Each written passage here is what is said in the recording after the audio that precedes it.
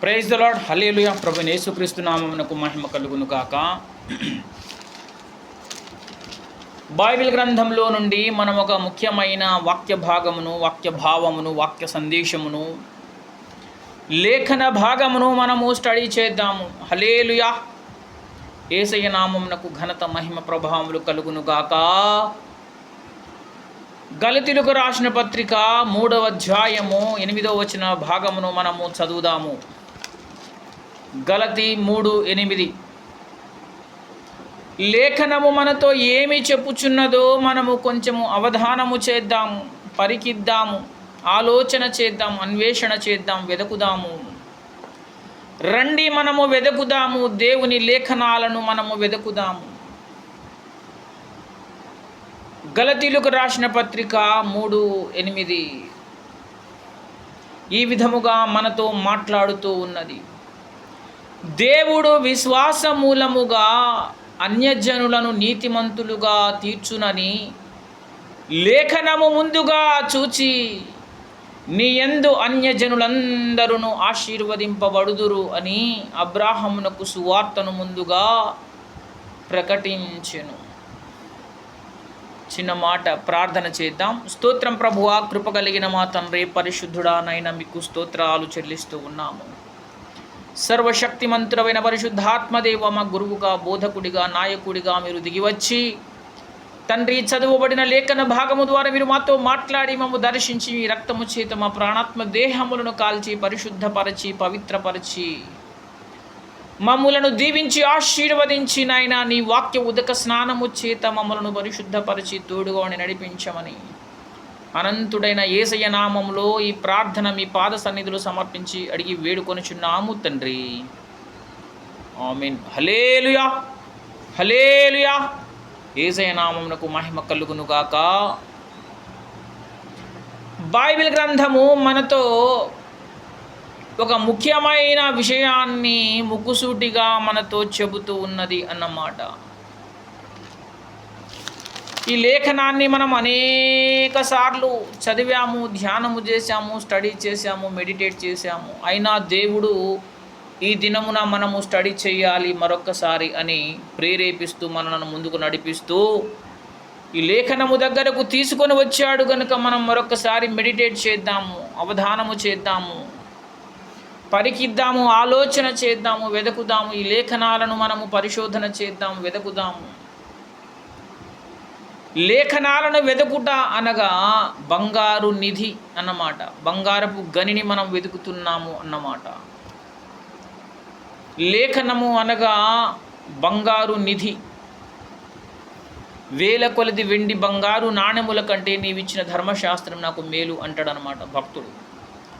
అంటే వేల కొలది వెండి బంగారు నాణెముల కంటే కూడా దేవుని యొక్క లేఖనము, వాక్యము విలువైనది అని ఆ మాటల యొక్క భావము అన్నమాట.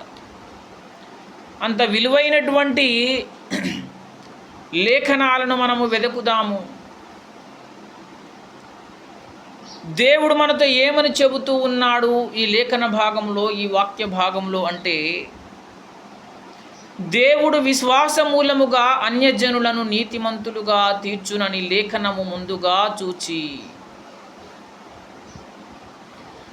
దేవుని హృదయములో ఒక ప్రణాళిక అన్నమాట. దేవుని హృదయములో ఉన్న ఒక plan, the plan of God. దేవుని మనస్సులో ఒక ప్లాన్ ఉందన్నమాట, ఒక ప్రణాళిక, ఒక ఐడియా ఉన్నది అన్నమాట. దేవుడు ముందుగానే అనుకున్నాడు అన్నమాట. ప్లాన్ అంటే ఏమిటి? ముందుగా మనం అనుకోవడం అన్నమాట. దేవుడు అనుకున్నాడు, ముందుగానే అనుకున్నాడు. ఒక రోజు రాబోతూ ఉన్నది. అప్పుడు ఈ పరిస్థితులన్నీ కూడా ఇలా ఉండకుండా మరొక విధముగా వాటిని నేను చక్కబెడతాను అని దేవుడు ముందుగానే తన మనస్సులో ఒక ఐడియా, ఒక ప్లాన్ చేసుకున్నాడు అన్నమాట. ద గాడ్స్ ప్లాన్ని. మరి ఇప్పుడేం చేస్తున్నాడు దేవుడు? ఒక రోజు రాబోతూ ఉన్నది, ఆ రోజున నేను ఈ విధంగా చేస్తానని ముందే ప్లాన్ చేసుకున్నాను. మరి ఇప్పుడేం చేశాడు? మరి ఇప్పుడేం చేస్తూ ఉన్నాడు అంటే బైబిల్ గ్రంథము మనకు రెండు విషయాలను పరిచయం చేస్తూ ఉన్నది. ఒకటి పాత నిబంధన, రెండవది క్రొత్త నిబంధన అన్నమాట. రెండు నిబంధనల గురించి బైబిల్ గ్రంథం మనకు చెబుతూ ఉన్నది. పాత నిబంధన, క్రొత్త నిబంధన అనే రెండు నిబంధనలు ఉన్నాయి. దేవునితో ఒప్పందము అన్నమాట. దేవుడు మొదటి ఒప్పందములో, మొదటి నిబంధనలో ఉండి ఈ రెండవ నిబంధన సంబంధమైన విషయాలను గురించి ప్లాన్ చేస్తూ ఉన్నాడు అన్నమాట. ఐడియా కలిగి ఉన్నాడు అన్నమాట. మొదటి నిబంధన చెయ్యడానికి ఒక ఆధారం ఏమిటి అంటే, రెండవ నిబంధనలో ఉన్న కొన్ని విషయాలను ఆధారము చేసుకొని మొదటి నిబంధనను దేవుడు చేశాడు అన్నమాట. ఈ మొదటి నిబంధనలో రెండవ నిబంధన సంబంధమైన విషయాల యొక్క భావాలను, అంశాలను చేర్చాడన్నమాట. ఇప్పుడు ఈ మొదటి నిబంధనలో ఉన్నాడు దేవుడు. ఇప్పుడు ఏం చేస్తూ ఉన్నాడు దేవుడు అంటే, మొదటి నిబంధనను చూస్తూ ఉన్నాడు అన్నమాట. మొదటి నిబంధన చేస్తూ ఉన్నాడు దేవుడు. మనుషులతో దేవునికి ఒక నిబంధన ఉన్నది. సీనాయి సంబంధమైన నిబంధన. సీనాయి పర్వతం మీద, సీనాయి కొండ మీద దేవుడు చేసిన నిబంధన, మోషే ద్వారా ఇశ్రాయేలు ప్రజలతో దేవుడు చేసినటువంటి నిబంధన అన్నమాట. ఏమిటా నిబంధన? చేసిన నిబంధన ఏమిటి? అదే పాత నిబంధన అన్నమాట. ఏమి నిబంధన చేశాడు దేవుడు అంటే, ధర్మశాస్త్ర సంబంధమైన నిబంధనను చేశాడు అన్నమాట. శరీర సంబంధమైన కార్యములు, 10 ఆజ్ఞలు కలిగినటువంటి నిబంధన అన్నమాట. 10 ఆజ్ఞల నిబంధన. ఆ 10 ఆజ్ఞలు ఎలా నెరవేర్చాలో ధర్మశాస్త్రమంతా 5 కాండములలో, పంచకాండములలో ఏ విధంగా ఆ విషయాలను ఇంప్లిమెంట్ చేయాలి, ఏ విధముగా ఆ అంశాలను, 10 ఆజ్ఞలను ఏ విధముగా ఇంప్లిమెంట్ చేయడం ద్వారా మనుషులు పరిశుద్ధులుగా బ్రతుకుతారు, నీతిమంతులుగా అవుతారు అనే అంశాల యొక్క క్రోడీకరణ అన్నమాట. అదే ధర్మశాస్త్రము, అదే పంచకాండములు, 5 కాండములు అన్నమాట. 5 కాండములు, పంచకాండములను ఏమంటారు అంటే, పంచకాండములను తోరా అంటారన్నమాట. పాత నిబంధనలో పంచకాండలకు ఉన్నటువంటి, ధర్మశాస్త్రమునకు ఉన్నటువంటి పేరు తోరా. బైబిల్ గ్రంథానికి ఈ తోరానే కేంద్రకం అన్నమాట. బైబిల్ గ్రంథంలో ఏ నిబంధన వచ్చినా, ఏ రూల్ వచ్చినా, ఏ ఆచారమైనా ఈ తోరా ఆధారంగానే వచ్చాయి అన్నమాట. తోరాను దేవుడు మోషే ద్వారా ఇశ్రాయేలు ప్రజలకు ఇచ్చాడు. అదే మొదటి నిబంధన అన్నమాట. మొదటి నిబంధనలో దేవుడు ఏమి చేశాడు అంటే, శరీర సంబంధమైన ప్రక్షాళన గూర్చి చెప్పాడన్నమాట. శరీర సంబంధమైన ప్రక్షాళన ఏమిటా? శరీర సంబంధమైన ప్రక్షాళన యూదులు బాగా వంట పట్టించుకున్నారన్నమాట. ఈ శరీర సంబంధమైన ప్రక్షాళనను వారు సోంపులోను, పుదీనాలోను 10వ భాగం ఇచ్చేవారు. కానీ దేవుని యొక్క అసలైన ముఖ్యమైన నీతి సూత్రాలను వదిలేశారట వాళ్ళు. ఏం వదిలేశారు వాళ్ళు అంటే, విశ్వాసమును, న్యాయమును వదిలేశారు. మిగతా అన్నీ చేస్తూ ఉన్నారన్నమాట. అసలు సంగతి విశ్వాసము. దేవుని యందు, భగవంతుని యందు విశ్వాసం ఉంచాలి. దేవుని యందు విశ్వాసం ఉంచాలి, భగవంతుని యందు విశ్వాసం ఉంచాలి. మనము న్యాయముగా నడుచుకోవాలి అనే 2 ప్రధానమైన సూత్రాలను వదిలేశారన్నమాట. వదిలేసి 10వ భాగాలు, సోంపులో 10వ భాగము, పుదీనాలో 10వ భాగము, కరివేపాకులో 10వ భాగము, ఇలా అన్నిటిలో 10వ భాగాలు ఇవ్వడం శరీర సంబంధమైన ప్రక్షాళన. బయటకు ఎక్కడికైనా వెళ్ళి వచ్చారు అంటే స్నానము చేయాలి అన్నమాట. స్నానము చేయకుండా భోజనము చేయకూడదు. చేతులు కడుగునకుండా భోజనము చేయకూడదు. ఇలా అనేక విధములైన శరీర సంబంధమైన ప్రక్షాళనను వారు పాటించడం చూస్తాము అన్నమాట. మొదటి నిబంధన యొక్క ఎఫెక్ట్ అన్నమాట అది. దేవుడు మొదటి నిబంధనను శరీర సంబంధమైన ప్రక్షాళన కొరకు అనుగ్రహించాడు అన్నమాట, ఇచ్చాడు అన్నమాట.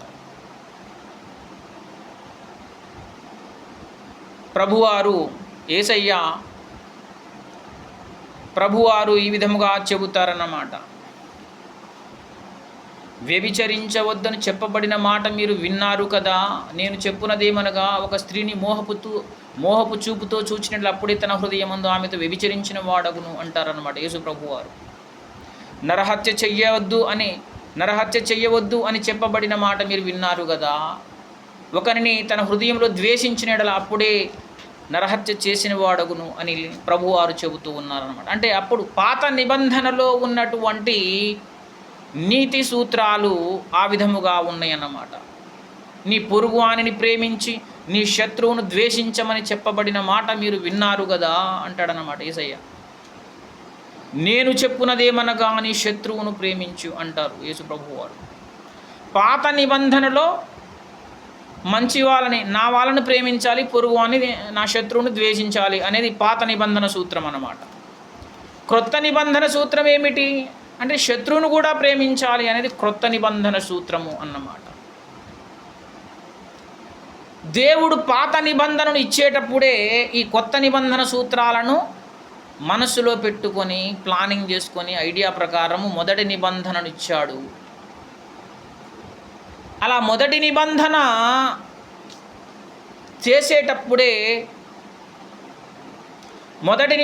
చేసేటప్పుడే ఈ రెండవ నిబంధన సంబంధమైన విషయాలను దేవుడు మనసులో పెట్టుకొని చేశాడన్నమాట. ఆ సంగతిని గురించి చెబుతూ ఉన్నాడు ఇక్కడ అపోస్తలుడైన పౌలు గారు గలతీ సంఘముతో చెబుతూ ఉన్నారు. 3:8 గలతీ 3:8 ఏమని చెబుతూ ఉన్నది? దేవుడు విశ్వాస మూలముగా అన్యజనులను నీతిమంతులుగా తీర్చునని లేఖనము ముందుగా చూచి, అది అన్నమాట. ఎప్పుడు చూశాడు దేవుడు? ముందుగా చూసి అంటే ఏ కాలంలో చూశాడు? పాత నిబంధన కాలంలో చూశాడు. ఏం చూశాడు ఆయన? విశ్వాసము ద్వారా మనుషులను నీతిమంతులుగా చేస్తాను అనేటువంటి సూత్రాన్ని దేవుడు పాత నిబంధనలో చూశాడన్నమాట. మరి అప్పుడేం చేశాడు? పాత నిబంధనలో నీతి ఎట్లా కలుగుతుంది? పాత నిబంధనలో నీతి ఎలా కలుగుతుంది అంటే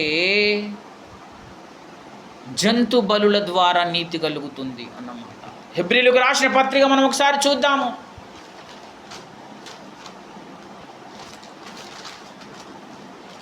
హెబ్రీయులకు రాసిన పత్రిక మనతో ఈ విధముగా చెబుతూ ఉన్నది. అయితే ఆ బలులు అర్పించుట చేత ఏటేటా పాపములు జ్ఞాపకమునకు వచ్చుచున్నవి. ఏలయనగా ఎడ్ల యొక్కయు మేకల యొక్కయు రక్తము పాపములను తీసివేయుట అసాధ్యము. అది లేఖనము చెప్పేటువంటి విషయం అన్నమాట. ఎడ్ల యొక్కయు మేకల యొక్కయు రక్తము అట పాపములను తీసివేయుట అసాధ్యము అట. మరి పాపము వెళ్ళకపోతే ఆ మనిషిని ఏమంటారు? పాపియే అంటారు.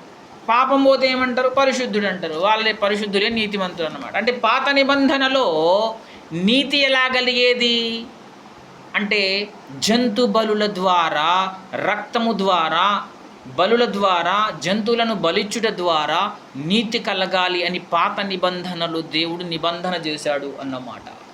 అప్పుడు కలిగే నీతి ఎట్లా కలుగుతుంది నీతి? పాత నిబంధనలో జంతు బలులను అర్పించాలి.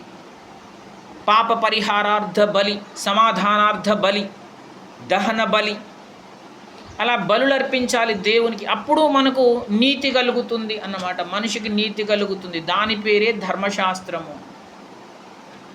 ధర్మశాస్త్ర సంబంధమైన ప్రక్షాళనము అన్నమాట. అది ధర్మశాస్త్రము ఆత్మ సంబంధమైనదని ఎరుగుదుము అంటాడన్నమాట అపోస్తలుడైన పౌలు గారు.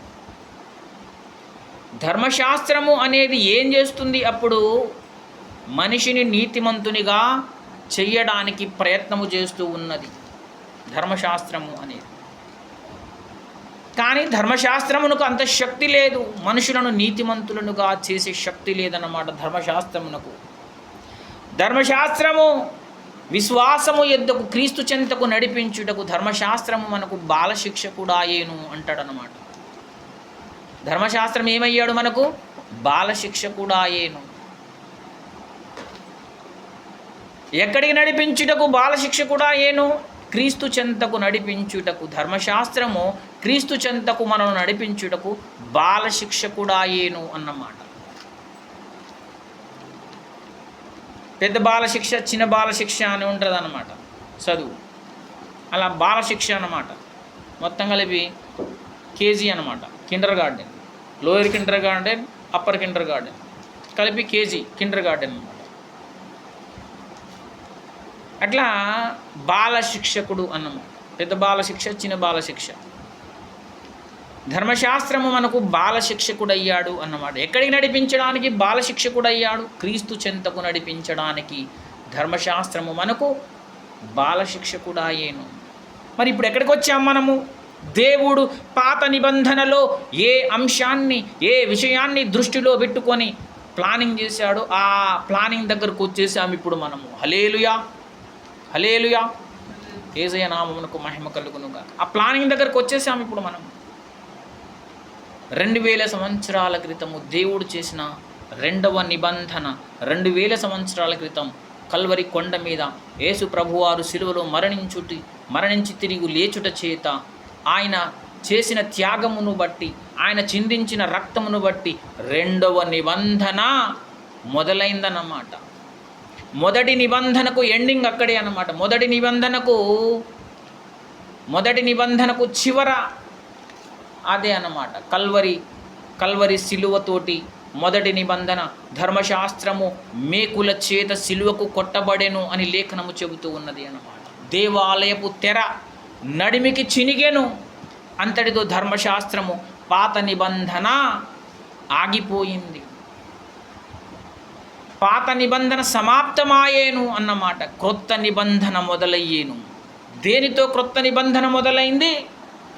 పాత నిబంధన జంతు బలుల చేత, జంతువుల రక్తము చేత పాత నిబంధన మొదలైంది. రెండవ నిబంధన పరిశుద్ధుడు, పవిత్రుడు, పాపులలో చేరక ప్రత్యేకముగా ఉన్నవాడునైనా యేసు ప్రభువారి రక్తము చేత, పవిత్రమైన రక్తము చేత రెండవ నిబంధన ప్రారంభమైంది అన్నమాట. మనం రానే వచ్చేసాము, రెండవ నిబంధన దగ్గరికి వచ్చేసాము. దేవుడు సంకల్పించిన ఆనాటి ఆయన సంకల్పము, ఆయన ప్రణాళిక, ఏ ఉద్దేశముతో దేవుడు మొదటి నిబంధన చేశాడో ఆ ఉద్దేశము నెరవేరే కాలం వచ్చింది. అదే విశ్వాస కాలము. అది యేసు శిలువ యజ్ఞముతో ప్రారంభమై ఇప్పుడు నడుస్తూ ఉన్నది అన్నమాట. ఇది నడిచేది రెండవ నిబంధన అన్నమాట. రెండవ నిబంధన యేసు రక్తము చేత ప్రారంభమైంది అన్నమాట. యేసు రక్తముతో రెండవ నిబంధన ప్రారంభమై ఇప్పుడు నడుస్తూ ఉన్నది.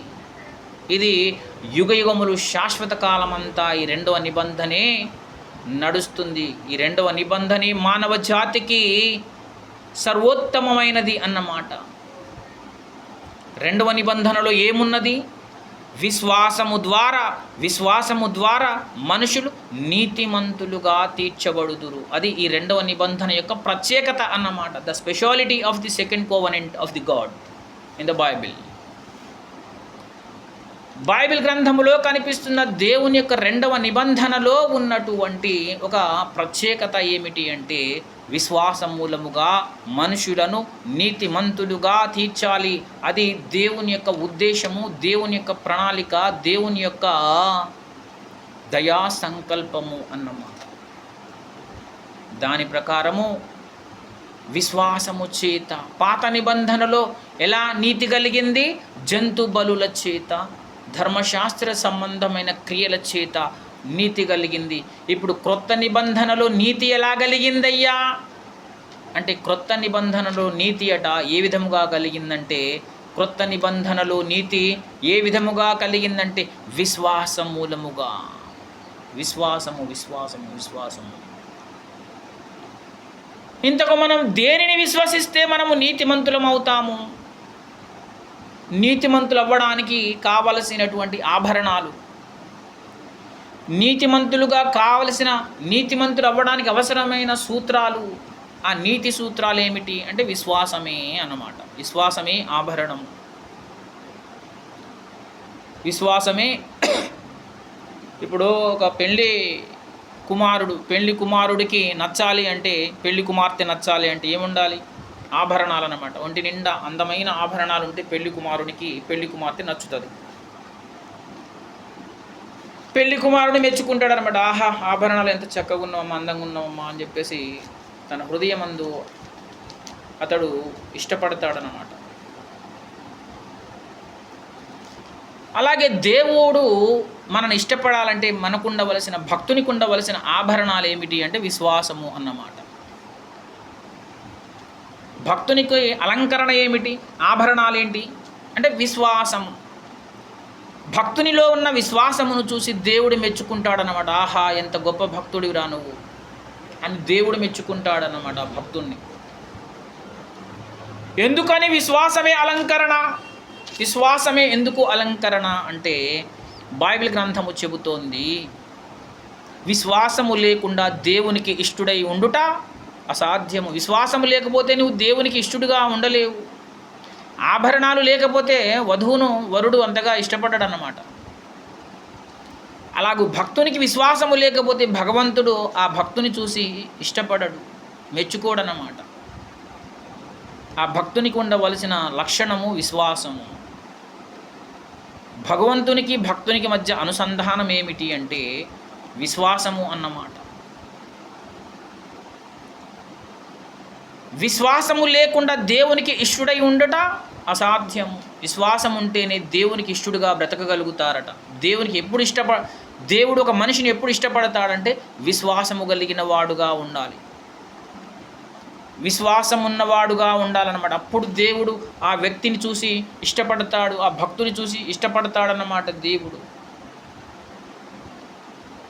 సరే, విశ్వాసం ఉన్నది, మరి ఏమీ విశ్వసించాలి, దేన్ని నమ్మాలి మనం? విశ్వాసము అంటే ఇక మనకంతా తెలిసిన విషయమే అన్నమాట.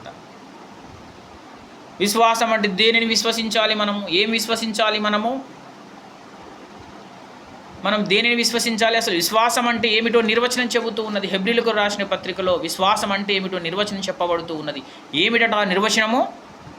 హెబ్రీలకు రాసిన పత్రికలో చెప్పబడుతున్న విశ్వాసం యొక్క నిర్వచనం ఏమిటి? విశ్వాసం అనునది నిరీక్షింపబడు వాటి యొక్క నిజస్వరూపమును అదృశ్యమైనవి ఉన్నమనుటకు రుజువునై ఉన్నది అన్నమాట. అది నిర్వచనం అంటే. విశ్వాసము అనే దానికి నిర్వచనం.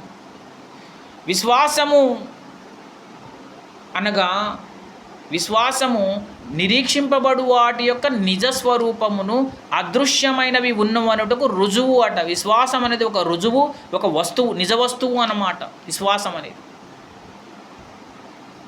దేనికి నిజ విశ్వాసము?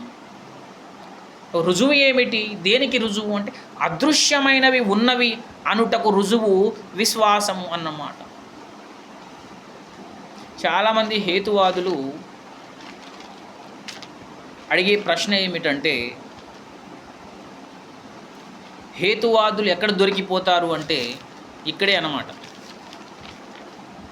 హేతువాదులు దొరికిపోయే పాయింట్ ఇదే. ఎందుకు దొరికిపోతారు వాళ్ళు అక్కడ అంటే, హేతువాదుల యొక్క ప్రధానమైన హేతువు ఏంటిదంటే, వాళ్ళు చెప్పే హేతువు ఏంటిదంటే, హేతువాదుల యొక్క వాదన ఏమిటి అంటే, మేము ఏదైనా సరే రుజువు ఉంటేనే నమ్ముతామన్నమాట.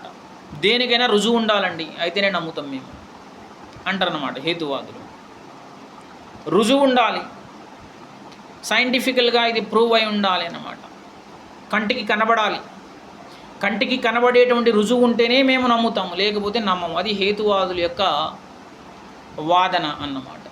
వాళ్ళు ఇక్కడే దొరికిపోతారు. ఏమిటి అంటే, హేతువాదులు అడిగే ప్రశ్న ఏమిటి?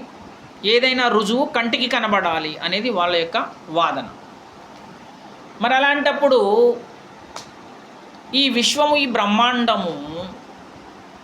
బ్రహ్మాండం అంతా కూడా మీరు చెప్పిన సైంటిఫికల్ రీజన్గానే ఏర్పడిందనేడానికి నాకు కంటి ముందు రుజువు చూపించు అని అడిగామనుకోండి, వాళ్ళ దగ్గర జవాబు లేదు. ఇప్పుడు హేతువాదులు అడిగేటువంటి ప్రశ్న ఏమిటి అంటే, ఏదైనా నాకు కంటి ముందు ఆ రుజువు అనేది జరగాలి, అప్పుడు నేను నమ్ముతాను.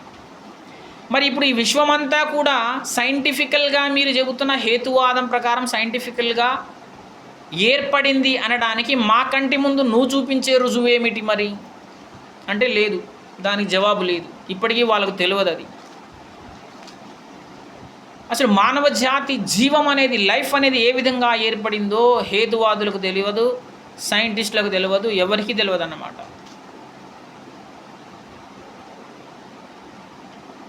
మానవ జాతి ఎలా ఏర్పడింది, ఈ భూమి మీద జీవం ఎలా ఏర్పడింది, లైఫ్ అనేది ఎలా జనరేట్ అయింది అనేది ఎవరికీ తెలియదు అన్నమాట. అది తెలుసుకుందామని బిగ్ బ్యాంగ్ అనేటువంటి ఒక సిద్ధాంతము ప్రకారము ఒక ఎక్స్పెరిమెంట్ చేద్దామని సైంటిస్టు చేశారన్నమాట. ఎక్స్పెరిమెంట్ చేస్తే అది ఫెయిల్ అయిపోయింది.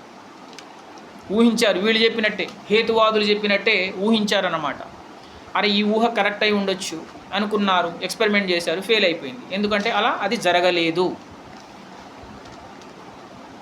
హేతువాదులు దానికి చెప్పే సమాధానం లేదన్నమాట. ఇక్కడే వాళ్ళు దొరికిపోతారు. బైబిల్ చెబుతోంది, ఏమని చెబుతోంది బైబిల్ అంటే, విశ్వాసము అనున్నది నిరీక్షింపబడు వాటి యొక్క నిజస్వరూపం, అదృశ్యమైనవి ఉన్నవి అనుటకు రుజువు విశ్వాసము అన్నమాట.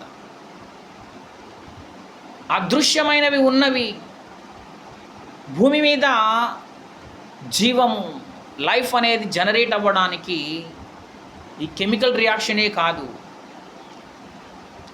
కెమికల్ రియాక్షన్ ద్వారా మాత్రమే భూమి మీద లైఫ్ జనరేట్ అయింది అనేది కాదు. దానికి అదృశ్య శక్తి అనేది కూడా, ఆ అదృశ్య శక్తి యొక్క ప్రభావము కూడా ఈ లైఫ్ జనరేటింగ్ మీద ఉన్నది.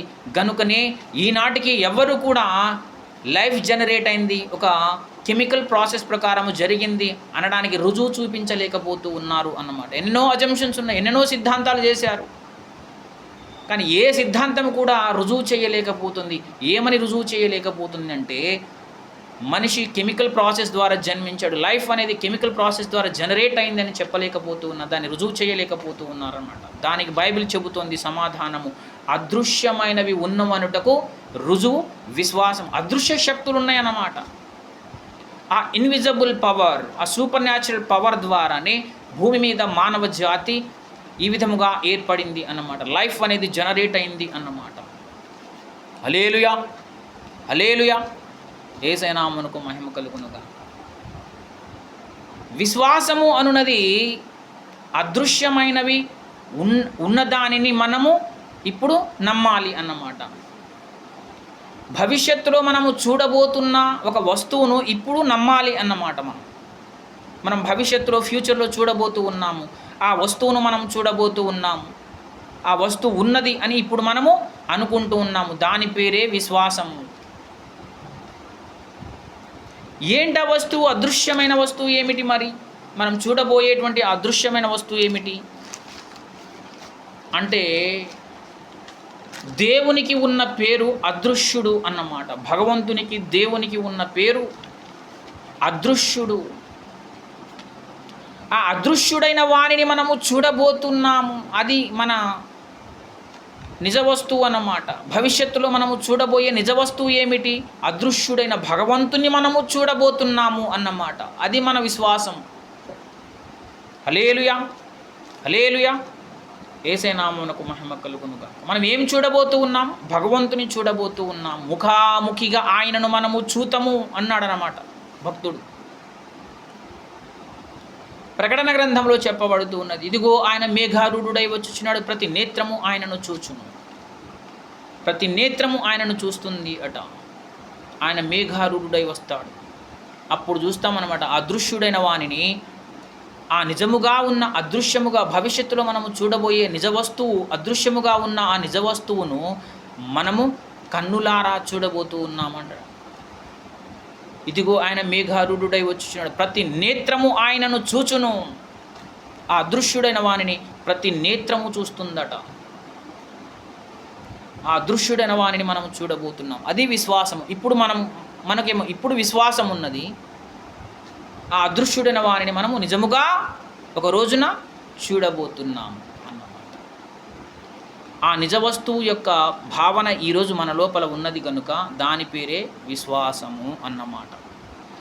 ఈ విశ్వాసము ద్వారా ఇప్పుడు మనము నీతిమంతులమవుతాము అన్నమాట. ఆ విధమైన విశ్వాసము ద్వారా మనం ఏమవుతాము? నీతిమంతులవుతాము. మనము నీతిమంతులముగా తీర్చబడుదుము. మనము ఏ విధముగా తీర్చబడుదుము? విశ్వాసము ద్వారా మనము నీతిమంతులముగా తీర్చబడుదుము అన్నమాట.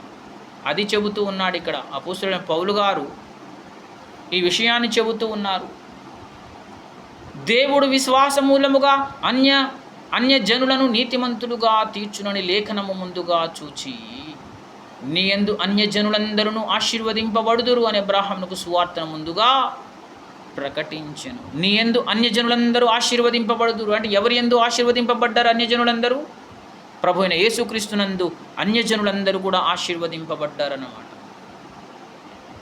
అన్యజనులు కూడా రక్షణ పొందారు. అన్యజనులలో యేసు ప్రభు అని సత్య దేవుని ఎరిగిన వారు ఉన్నారన్నమాట. అన్యజనులందరూ కూడా ఇశ్రాయేలీలుగా మార్చబడ్డారన్నమాట. ఒకప్పుడు యూదులు మాత్రమే యూదులు, సున్నతి పొందినవాడే యూదుడు అన్నమాట.